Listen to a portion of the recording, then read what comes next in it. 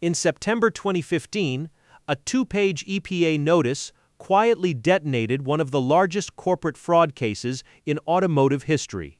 The International Council on Clean Transportation had asked West Virginia University researchers to verify Volkswagen's diesel emissions claims in 2014. The researchers used a portable emissions measuring device, something VW's defeat device wasn't designed to detect because it measured real-world driving, not lab conditions. The Jetta emitted NOx at 15 to 35 times the legal limit. The Passat, 5 to 20 times.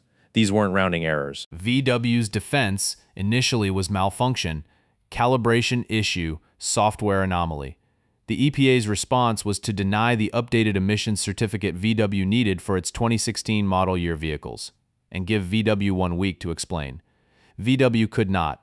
In September 2015, VW admitted publicly that approximately 11 million vehicles worldwide contained defeat device software. Internal Volkswagen documents obtained through discovery and German regulatory proceedings showed that engineers had raised concerns about defeat device risks as early as 2011. The software was not an isolated hack. It was documented in internal technical specifications. Multiple levels of management received information about the testing discrepancy and the software's function. The financial consequences were calculated in the documents. $14.7 billion settlement with U.S. regulators alone. Criminal guilty plea by VW AG, the first such plea by a major automaker. 6 individual executives charged criminally. 1. Oliver Schmidt, sentenced to 7 years federal prison. VW's total global penalties eventually exceeded $33 billion.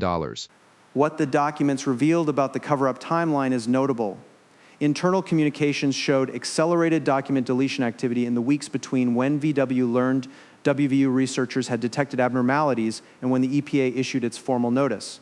The deletion was documented by forensic investigators, which meant the cover-up itself became additional evidence. The Dieselgate documents demonstrated a pattern that recurs in major corporate fraud.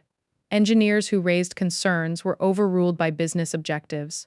The pressure to meet emissions standards without compromising performance created an impossible target. The defeat device was the engineering solution to a business problem that should never have been framed that way. The paper trail didn't start with the fraud, it started with the internal decision that made the fraud necessary. Subscribe for more cases.